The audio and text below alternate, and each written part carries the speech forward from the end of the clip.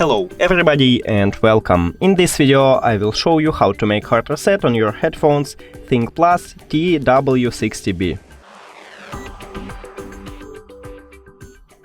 You have to start by press 5 times on the both of the earbuds.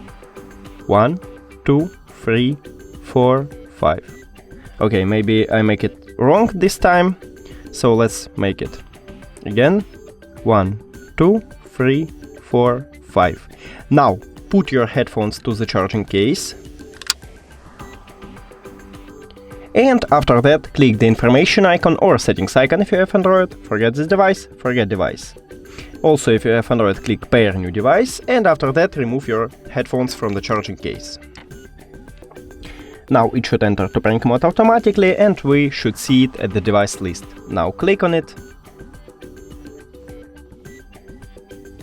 And we did it! Thank you for watching this video. If you found it helpful, please consider subscribing to the channel and leave the like on the video. It's really important to us. See you later!